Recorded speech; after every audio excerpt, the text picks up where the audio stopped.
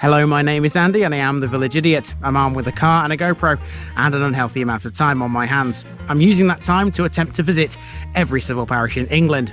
You're watching the North Kesteven series. This is a large Lincolnshire district centred around the town of Sleaford. There's 75 parishes here, so let's take a look at one of them.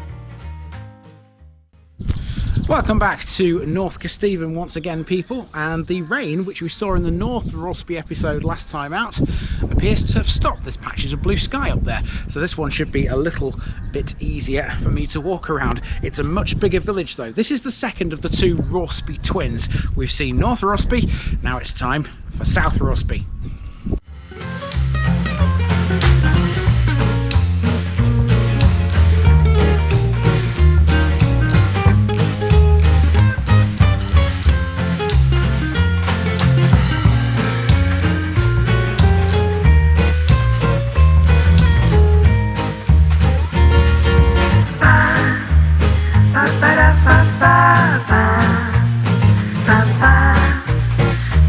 The North Kesteven series is sponsored by Gainsborough Cycles 01427 617 752. For all your cycling needs, this is your one-stop shop located at 20 Rhodesia Road, Gainsborough, or online at gainsboroughcycles.com. There's a link in the description.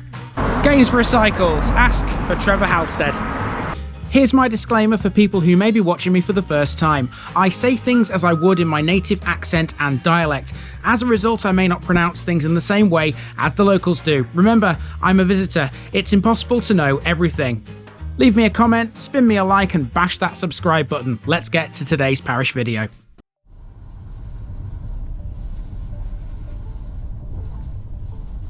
South Rauceby, Rauth's Farmstead South. Hello again, Rauceby. Here comes part 2 of the mini-series in your lovely villages here in North Kesteven. We've tackled North Rauceby and now it's time for its southern counterpart. South Rauceby is the much bigger of the two, but in many ways it's quite similar to North. The biggest similarity comes in the form of its main street. North Rauceby, as we know, is laid out on a road running north to south. Here it runs east to west instead, but it still contains the vast majority of the local amenities. Although lacking a church, South Rauceby can boast the two main communal buildings, the village hall and the local pub. It has a number of historic houses and buildings too, and these include a manor house, a former chapel, and the brick tower of an old windmill. You won't get much more historic, however, than Rauceby Hall. Sited within a sprawling expanse of parkland that dominates the eastern side of the parish, Rauceby Hall is the icing on the cake out here.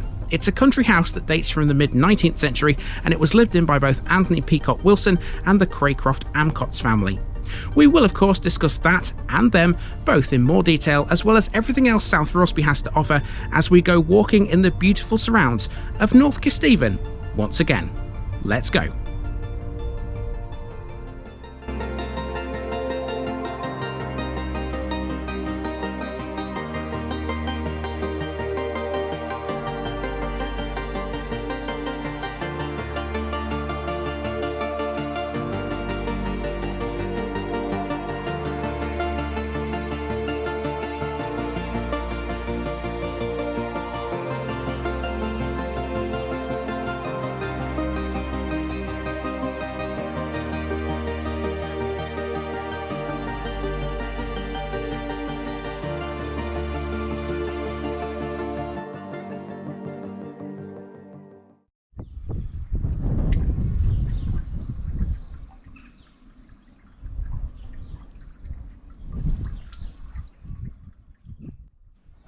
We start our walk today on Chapel Close at the western end of South Rauceby's main street. It stands to reason there's a chapel on this road, and there is. No longer in use, this building was the South Rauceby Primitive Methodist Chapel, and it dates from 1834. It was founded by a group of primitive Methodists led by Mr. Joseph Middleton, a minister from Fulbeck. The chapel closed in 1944 during World War II and was later to become a private residence. It remains so today. So to the main street then, and whilst this is shorter than the one in North Rauceby, it has far, far more. First up is Rauceby Cattery. Small and family run, it's described as the ideal holiday home for your cat while you take a break yourself. It's a modern business, but historical ones are also on display here too. Almost next door is an old windmill, which no longer has its cap and sails, but the tower still stands. 4 stories tall, this was built in 1841 and was worked by wind until the early 1930s. It was then powered by an engine until 1945. When it had sails, there were 4 and they drove 3 pairs of stones, 2 grey and 1 French. The mill is now a private house. South Rauceby's population is much bigger than that of its northern counterpart. It stands to reason then a place like this would be large enough for a telephone exchange, and it was. Now a garage, this was it. It served both Rauceby villages with the dialing code 05298. It could be found next to the village hall, which still serves both villages. This bears a date stone that reads MW 1911. MW is believed to be General Sir Mildmay Wilson of Rauceby Hall. A number of clubs and events are held here on a regular basis, and it's also where the Rauceby Preschool has been running for a number of years. The parish notice board is located on a small patch of grass near the entrance. Get this one marked off, people, that's another one in the North Kesteven books. For the next few minutes, Main Street becomes residential, but we're making our way towards a pub next. In doing so, we pass a bus stop and a bus shelter, which occupy opposite sides of the road. South Rauceby is served by the number 27, which, as we already know from our recent adventures in South Kesteven, connects the 2 towns of Sleaford and Grantham. And this shelter has an interesting notice within it too. And at the back of the shelter there's also a notice, and it reads, "This shelter was presented by Lieutenant Commander J.C. Amcotts to the parish for use of members of the public using the bus service," and then it goes on to talk about litter and nuisances and all that kind of stuff. So pretty obvious really. So yeah, that's the bus shelter, and that's right in the centre of the village as well. As you can see, this is where we are.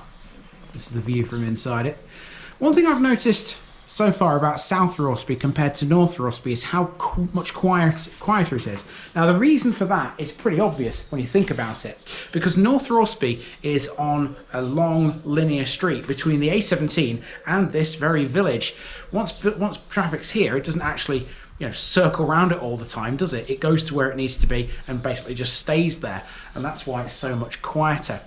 Next, we're going to have a look at the pub, and this one has got an interesting name. You have to be very careful not to mispronounce it. And this is why. As you can see, this is the Bustard Inn. It was built by the owners of the Rauceby Hall estate in 1860 to replace the Robin Hood Inn, which was removed to make way for the new Southgate entrance to Rauceby Hall Park. Incidentally, the great bustard, which is the heaviest flighted bird in the world, became extinct in this country in the mid-19th century. Legend has it the last one in England was shot right here in Rauceby on a hill behind the inn. Moving on, next we have the old phone box before Main Street starts to round a bend and starts to head south towards the A153. As it does, it passes some truly outstanding properties. You can tell you're in an estate village, alright. South Rauceby has 14 listed buildings, and among them are 23 and 25 Main Street. That's the 2 houses that dominate this bend. They originated as one house in the 17th century. Around the bend you pass the Manor House, which is modest looking in comparison to its ancient neighbours. There can be no denying though that South Rauceby has some really outstanding dwellings. We're about to pass the grandest of them all. In just a few steps, the edge of a parkland comes into view. And of course that parkland belongs to Rauceby Hall, which sits up this drive here. Long way up that drive, let me tell you. It's almost in North Rauceby. Now of course we can't go up there, it's private estate, it's private property, can't do anything about that. What I can do though is tell you a bit about Rauceby Hall in pictorial form. Rauceby Hall, which is sometimes referred to more formally as South Rauceby Hall, is a country house dating from the mid-19th century. It was designed by William Byrne for Anthony Peacock Wilson, before later being inherited by the Craycroft Amcotts family. It remains a private home today, and it's a Grade 2 listed building, built on the site of an earlier house. Anthony Peacock Wilson was a local banker who acquired the Rauceby estate in 1842. He engaged Scottish architect Byrne to build him a large country house. Byrne was the ideal man for the job. He'd already undertaken work in Lincolnshire at Stoke Rochford Hall and at Harloxton Manor. Architecturally, Rauceby Hall is Tudor Gothic and lacks the Baroque elements for which Byrne was noted for. The house is made of 2 main stories with basements and attics. The construction material is limestone ashlar. As well as the hall, the entrance lodge and its gates and railings are also Grade 2 listed. So too are the gardens and the park. It should be noted, by the way, that Wilson's sister Louisa was the mother of Cecil Rhodes, the English mining magnate whose British South Africa company founded the territory of Rhodesia, which we now know as Zimbabwe and Zambia. Following the death of Wilson and of his 4 unmarried and childless sons, the house was inherited in 1931 by a distant relative, John Craycroft Amcott. In the 1940s, Neville Henderson, a relative of the Craycroft Amcotts and British ambassador to Berlin in the years immediately prior to the outbreak of World War II, lived at the house. It was here where he wrote his memoir entitled Failure of a Mission, Berlin 1937 to 1939. South Rauceby Hall remains in the ownership of the Craycroft Amcotts family and is not open to the public. The park, though, is occasionally accessible. Now, even though we can't see the hall actually physically, we can at least admire its parkland. There's a road that runs around the side of it, and you can see it here. Look at this, these gorgeous trees. And now the sun's coming out, you can tell just how lovely the parkland is. It's fabulous, isn't it? And you can walk down this road for quite a distance before the parkland comes to an end. We're not going the whole way though, because in a moment I'm going to take a right turn and it'll take us onto a modern housing estate that's full of bungalows, and there's not really much of any great interest on that estate. So this is a time for a montage, I think, of the housing that you can find in the southern part of South Rauceby.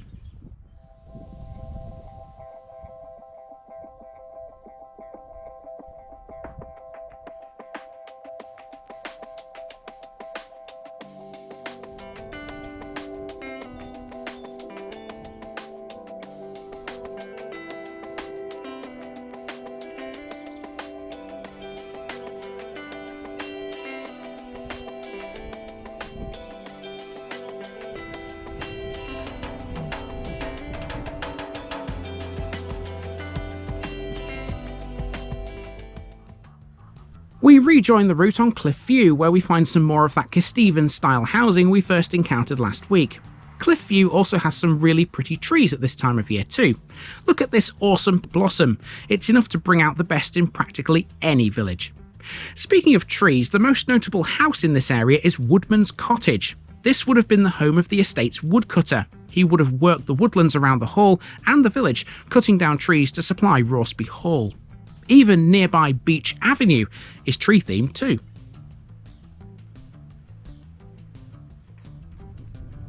This last section, about half a mile or so in length, was the absolute best bit bar none.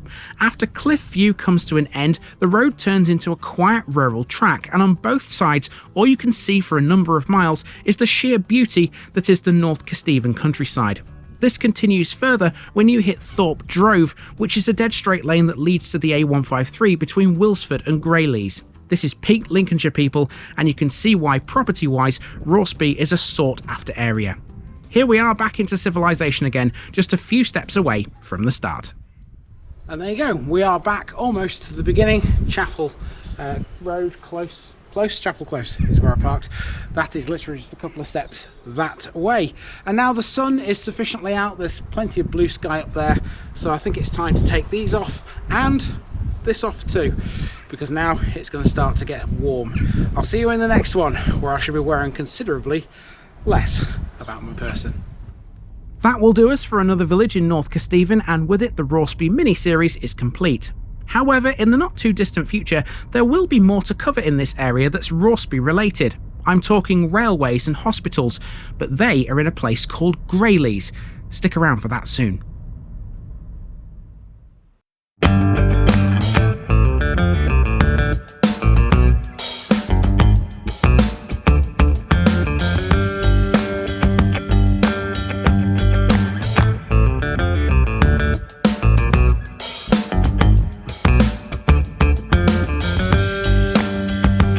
Thanks for watching this video, folks. Don't forget to like this episode if you haven't already. It really makes a difference with YouTube. If you're new here, subscribe to the channel for more videos like this, and give us a share too if you've got friends who'd like it.